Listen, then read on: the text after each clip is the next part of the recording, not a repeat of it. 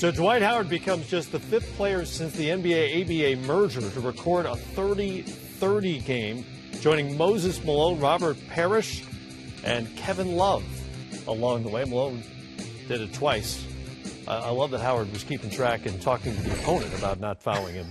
Make sure he got that 30th rebound. Yeah, I like that. Incredible night, though. Very proud of him. You know, he's had a better season this year, especially the second half. They're obviously out of the playoff hunt, but this is a good stat for them. He had a great game. Good to see Dwight play like old Dwight. What has he done for his career this season? Well, I think he's helped himself from the standpoint of just sheer productivity. I think if they could have made a playoff run, that would have really helped in terms of maybe re-scripting what people are saying about Dwight and what it looks like for him to be part of a winner. It would have helped for them to be in a playoff run.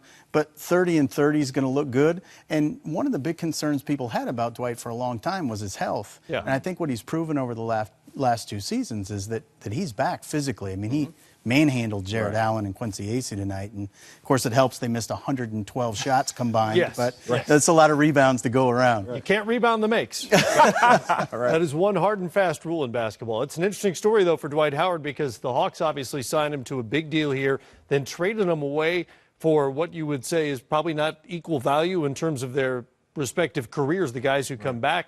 He trims down a little bit. He's a little less bulky now. They worked on his flexibility, and he's played well and he's been healthy. Yeah, well, the game has changed. When he first got in the league, you know, he had a great build coming out of high school. Remember, he came out of high school, so he bulked up, needed to be stronger, you know, going against Dwight Howard, going against Shaquille O'Neal, guys like that in the post. And so the game has changed throughout the course of his career where now everyone's shooting threes. You got centers shooting threes like Joel Embiid. So now that he's slimmed back down, it's great to see him being so active, being so dominant, especially tonight. I don't know where it goes as far as his value or whatever, but it would have been great, like you said, Griff, if he would have been on a winning team to see his productivity contribute to a winner. But still a great night for him. Yeah. And it's tough. I think it's tough for Dwight because early on when he was putting on weight, he was doing it mostly in the kind of weightlifting that were making his arms look like bowling balls. He was made for showing, not for going.